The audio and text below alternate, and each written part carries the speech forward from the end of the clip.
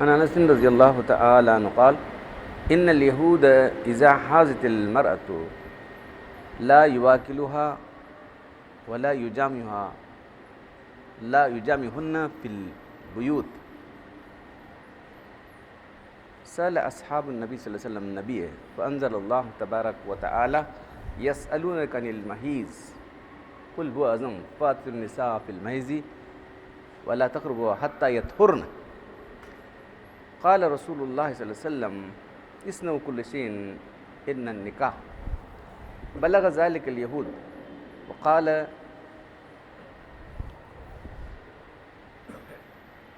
إن أردنا إن هذا الرجل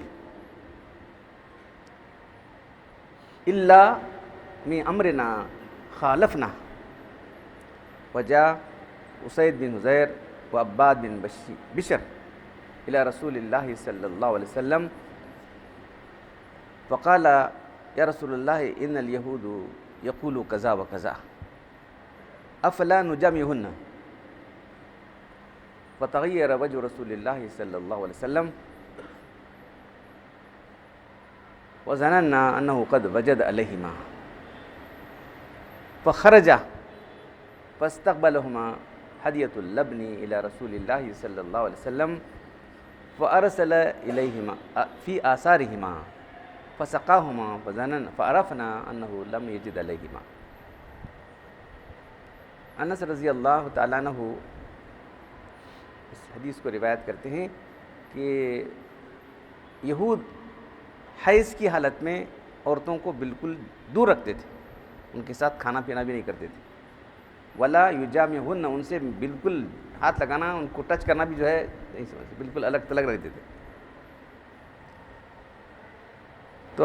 تو صحابہ کرام نے اللہ کے رسول ایسا کرتے یہود، کیونکہ وہاں مدینہ کے اندر یہود تھے اور وہ اہل کتاب کہلاتے تھے نا. تو اللہ تبارک تعالیٰ نے قرآن میں آیت نازل فرمانے یسألونک عن المحیض، یہ لوگ آپ سے حیض کے بارے میں پوچھتے ہیں تو آپ کہہ دیجئے قل هو اذى فاعتزلوا النساء فی المحیض، یہ ایک گندگی والی حالت ہے، ناپاکی کی حالت ہے، تم عورتوں سے دور رہو یہاں تک کہ وہ خوب پاک ہو جائیں. یہ آیت نازل ہوئی تو اللہ کی نے آیت سنائی اور کہا تم عورتوں سے سب کچھ کر سکتے ہو سوائے مباشرت کے، سوائے جنسی تعلق، سوائے مباشرت کے تم عورتوں سے سب کچھ کر سکتے ہو. یہ بات ان کو پہنچی یہود کو، تو انہوں نے کہا کیا بھائی کیا یہ آدمی ہے الگ کریں، ما ھذا الرجل، کیسا آدمی ہے یہ، صرف یہ چاہتا ہے لا یدعو فی امرنا الا خالفنا، صرف اس کا مقصد ہمارے ہر کام کی مخالفت کرنا ہے. لا یدعو من امرنا الا خالفنا، بس یہ کام چلتا ہے جو بھی ہم جو کرتے ہیں نا اس کے خلاف کرنا ہے. تو صحابہ کرام بہت ان کی ایسی باتوں سے بہت خراب دکھا. تو دو صحابی آئے وہ اسید بن حذیر اور عباد بن بشر کہ اللہ کے رسول ایسی ایسی باتیں کر رہے ہیں، دیکھو کیا کرنا. خراب دکھ کو بولنے آنے لگ، یہود ایسی ایسی باتیں کرتے ہیں، ان الیہود یقولوا کذا و کذا افلا نجامع، کہیں ہم جو ہے ہمیں بھی دور رہیں گے، لوگ بھی دور رہیں گے. تو اللہ کی غصہ کر، یہ اللہ کی جو آیت نازل ہوئی اس کو چھوڑ کر ہم ایسا کیسا کر سکتے ہیں. فتغیر وجہ، اللہ کا چہرہ ایک دم بدل گیا. سب لوگ سمجھے کہ اللہ کے غصے میں آ گئے کیا بھائی ان دونوں کے اوپر، ابھی دونوں بھی نکل کر چلے گئے کیا کرنا، اللہ کے غصے میں آئے. تو جب وہ جا رہے تھے تو کسی نے دودھ کا پیالہ لے کر آیا، حضور صلی اللہ علیہ وسلم کے پاس آ گئے. تو اللہ کے ان کو بولا جب بلا ان کو دونوں کو بلاؤ، ان کو بلا کے جو اللہ کے دودھ پلایا. تو معلوم ہے کہ اللہ کے پر غصے میں نہیں تھے. تو وہاں کا پورا نقشہ صحابہ کرام پوچھتے ہیں کہ کیا ہوا کیا نہیں ہوا. تو جو باب ہے باب الحیض، حیض کے بارے میں، تو عورتوں کو جب بالغ ہو جاتے ہیں تو عورتوں کی بلوغ کی علامت ہی حیض ہے، معلوم ہے. مرد کی بلوغ کی علامت کیا ہے؟ منی کا خارج ہونا، احتلام ہونا. اور عورت کی جو بلوغ کی علامت ہے شروع ہونا. تو وہ الگ الگ، کسی کو 11 سال 12 سال 15 سال. حضرت عائشہ رضی اللہ عنہ 9 سال میں بالغ بھی تھی، 6 سال میں آپ کا نکاح ہوا تھا اور 9 سال میں حیض شروع ہو گیا. تو رخصتی 9 سال کے بعد ہوئی آپ کی. تو یہ بلوغ کی علامت ہے. تو معلوم ہے کہ شاید کے سارے احکام بالغ لوگوں کے لیے ہیں، نابالغ لوگوں کے لیے نہیں. معلوم ہے تمام جو ہے کام نہیں بالغ لوگ. تو بلوغ کی امپورٹنٹ نشانی مرد کے لیے ہے کہ اس کو جو ہے احتلام ہو اور عورت کے لیے اس کو حیض شروع ہو جائے. تو یہ ہر مہینہ خون نکلتا رہتا ان کو, تو یہ فطری ہے. اسی سے جو ہے آدمی بچہ اندر بچہ بنتا رہتا ہے, رحم کی تھیلی سے خون نکلتا رہتا ہے, تو وہ جو ہے 3 دن سے لے کے 10 دن تک رہتا ہے. تو یہ فطری چیز ہے, تو روز ہر مہینہ مسئلہ پیش آنے والا. تو یہود جو ہے عورتوں سے بالکل الگ رہتے تھے, ان کو ہاتھ بھی نہیں لگاتے تھے, ان کے پکا ہوا کھانا نہیں کھاتے تھے. جیسا کہ ابھی بعض جو لوگ ہیں وہ جو غیر مسلم ہیں فرق کتارک ہوتے ہیں, فرق کتارک بھار بیٹے, یہ لفظ تھا ان کے لیے. مڑی کہتے ہیں معلوم ہے نا, یہ سب ان کے الفاظ ہیں. تو اسے بالکل کنارہ کش رہتے تھے, بالکل ان کو اچھوت بنا کے رکھ دیا جاتا تھا.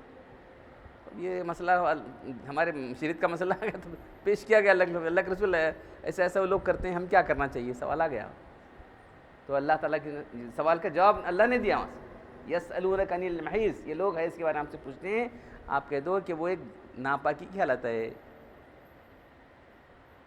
قل هو اعظم فواطن النساء فی المحیض, حیض کی حالت میں عورتوں سے دور رہو, حتیٰ یطہرن, یہاں تک کہ خوب پاک ہو جائیں. تو دور رہو سے مراد جو ہے ان سے جنسی تعلق ہرگز قائم مت کرو, یہ مطلب اتنا ہے. تو اللہ کے لیے فرمایا کہ اللہ نے اسے تعزیل فرمائی ہے, تو تم جو ہے عورتوں سے سب کچھ کر سکتے ہو سوائے مباشرت کے, سوائے جنسی تعلق کے, سیکسیبل انٹرکورس کے سوا سب کچھ کر سکتے ہو. ساتھ مل کے بیٹھ کھا سکتے ہیں, پی سکتے ہیں, وہ ساتھ سو سکتے ہیں, سب کچھ کر سکتے ہیں. جیسا وہ لوگ اچھوت بنا کرتے ہیں ویسا نہیں رکھ سکتے, وہ کرنا غلط ہے جیسا کہ وہ لوگ کر رہے ہیں. تو یہ جب ان کو معلوم ہوگا تو پہلے تو یہود بہت حسد خور تھے, رات دن اللہ کے رسول پر مسلمانوں پر جلتے تھے. تو معلوم ہوا کہ ایسا عورتوں کو ساتھ رکھتے ہیں وہ لوگ, ان کے ساتھ کھاتے پیتے ہیں, سب کرتے ہیں. تو ان کو وہ ہو گیا کہ کیا بھئی آدمی ایسا ہے, لا یدو ان یدو محض رجل ان ید من امرنا الا خالفنا, یہ تو ایسا ہے کہ کوئی ہمارے کام کے خلاف کرے وہ چھوڑتا نہیں آدمی. یہ بولنا شروع کر دیا ہم نے ہماری شریعت کے خلاف. تو ویسے ہی تھا ان کے سارے جتنے بھی, اللہ کے رسول نے بتایا کہ یہود اور نصارہ کی مخالفت پر ہمارا دین ہے, جو کرتے ہیں تو اس میں کچھ اضافہ کرو یا کم کرو, ایسا ہوگا. اب وہ 9ویں تاریخ 10ویں تاریخ کا روزہ رکھتے ہیں, الگ نے تم 9ویں 10ویں کا رکھو روزہ, عاشورے کا روزہ اللہ کے رسول یہود بھی رکھتے ہیں, تو اس کی مخالفت کیسا کریں گے, نہیں تو تم 9ویں اور 10ویں رکھا کرو. تو ان کے سارے کام جو کچھ ہیں اس سے ہم کو امتیاز ہم کو ہونا چاہیے, ڈسٹنگوش کرنا چاہیے, اس لیے اللہ نے ایسے اللہ کے رسول نے ایسا احکام دیے. روزہ ہے کہ وہ لوگ روزہ دیر سے چھوڑتے ہیں, روزہ دیر سے افطار کرتے ہیں, ویسا کرتے تھے وہ لوگ. تو آپ نے کہا جلدی روزہ افطار کرو. تو یہود اور نصارہ کے تمام طریقوں سے ہمارا طریقہ الگ ہونا چاہیے.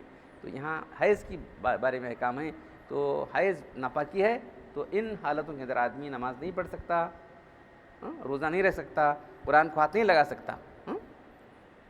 تو یہ ہر وہاں عورت کو پیش آنے والی حالت ہے. تو یہ احکام ہم لوگوں کو جاننا ضروری ہے. تو حیض کی حالت میں عورتوں سے مباشرت کرنا حرام ہے. اگر کوئی اس کو جائز سمجھے گا تو کافر ہو جائے گا, اور کرے گا تو بہت بڑا گناہ گار ہوگا. یاد رکھیں, حیض کی حالت میں عورتوں سے مباشرت کرنا بہت بڑا گناہ ہے. بہت بڑا گناہ کیا, بہت بڑا گناہ ہے. اور اگر وہ اس کو جائز سمجھتے ہوئے کرے گا تو کافر ہو جائے گا, کیونکہ اللہ نے جس بات کو منع کیا ہے وہ کرتا ہے. تو وہ یہ بعض دوسری اقوام ہیں ان کو کچھ حیض کا معلوم نہیں ہے, جیسا انگریز ہیں وہ ہیں, ان کو کیا حیض و نفاس ہو رہا ہے کیا نہیں, بس جانوروں کی طرح وہ لوگ کرتے رہتے ہیں. تو ایک گندگی حالت ہے, تو اس سے دور رہنا ہے عورتوں سے. ان حالت کے اندر دور رہنے کا مطلب جو ہے ان کو اچھوت بنا کے رکھنا نہیں, ساتھ مل کے بیٹھ کے کھا سکتے ہیں, پی سکتے ہیں, سب کچھ کر سکتے ہیں, سو سکتے ہیں, سب کچھ کر سکتے ہیں. حضرت عائشہ رضی اللہ عنہا, اللہ کے رسول مسجد میں ہوتے تھے اور جو ہے آپ جو ہے اعتکاف کیا دیتے تھے, پھر اپنا سر آپ جو ہے گھر میں بالکل لگا ہوا تھا نا مسجد, اور تو اللہ کے رسول اپنا سر جو ہے مسجد سے باہر نکال کے, مسجد میں اعتکاف میں رہتے تھے لیکن سر باہر نکالتے تھے, تو میں آپ کا سر دھوتی تھی. نہیں دیکھو حیض کی حالت میں تو جا سکتی نہیں مسجد کے اندر, میں گھر کے اندر سے آپ کا سر جو ہے دھوتی تھی. تو عورتوں سے سب کچھ کر سکتے, اللہ کے ساتھ بیٹھتے تھے, کھاتے تھے, پیتے تھے, سب کچھ کرتے تھے, سوائے جو ہے اس کے. تو اسلام کے احکام کیا ہیں ہم کو جاننا بہت ضروری ہے. تو یہ احکام نہ جاننے کی وجہ سے حیض کی حالت میں کبھی عورت سے نہ ملے.